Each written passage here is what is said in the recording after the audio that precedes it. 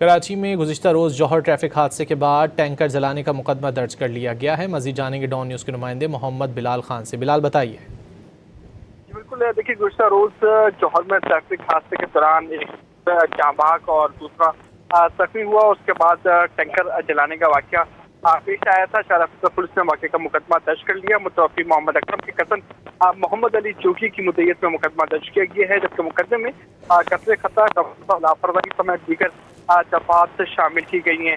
FIR के मतन में मुद्दई की जानिब से बताया गया है कि शाम 5 बजे के करीब मेरे नंबर पर कॉल मौसूल हुई। कॉल पर बताया गया कि मेरे भाई अब्दुल शकूर और कज़न अकरम ट्रैफिक हादसे में जख्मी हुआ, जबकि अस्पताल पहुंचने पर पता चला कि मेरा कज़न सर पर चोट लगने से फौत हो गया। जबकि मुश्तरक अफराद की जानिब से टैंकर को आग लगाई गई है। पुलिस हुकाम की जानिब से ये कहा गया है कि आग लगने से टैंकर का केबिन मुकम्मल खाकसर हो गया, जबकि ड्राइवर मौके से फरार होने में कामयाब रहा, जिसकी तलाश जारी है और टैंकर चलने वालों की CCTV फुटेज की मदद से तलाश की जा रही है। जी, बहुत शुक्रिया मोहम्मद बिलाल इन तफसीलात के लिए।